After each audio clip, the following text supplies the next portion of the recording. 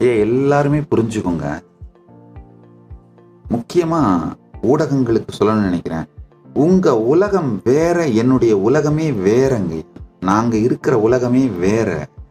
உண்மையில பாத்தீங்கன்னா ஊடகங்கள் நிறைய பேர் சொல்லியிருக்காங்க 2 வருஷமா கோமால இருக்காங்க, 5 வருஷமா கோமால இருக்காருலாம் சொல்லிட்டு இருக்காங்க.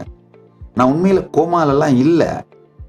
ஆனா இப்போ 2 வருஷமா இந்த செய்திகள் எல்லாம் பார்க்காம இருந்துட்டு இப்ப ஜஸ்ட் ஒரு லாஸ்ட் 24 ஹவர்ஸா இந்த செய்திகள் எல்லாம் பார்க்கும்போது எனக்கு தெரியுது, அப்பா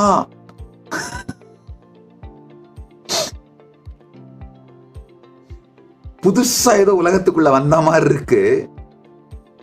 முக்கியமா என்னன்னா, பல பேர் சொல்லியிருக்காங்க இந்த கற்பனை தேசம். அப்பா நீங்க கற்பனை தேசம்னு சொல்றீங்க, எனக்கு என்னவோ தோணுது நான் ஒரு கற்பனை உலகத்திலேயே இருந்துட்டு இருக்கணும். உங்க உலகம் கற்பனை உலகம்னு நான் நினைக்கிறேன், என் உலகம் கற்பனை உலகம்னு நீங்க நினைக்கிறீங்க. நாம 2 பேரும் வேற வேற உலகத்துல இருக்கோன்றதுதான் உண்மைன்னு மட்டும் தெரியுது எனக்கு. இப்ப இது யாருடையது கற்பனை உலகம்னு காலம்தான் முடிவு பண்ணும். மேலும் விவரங்களுக்கு ஆஸ்க் நித்யானந்தா.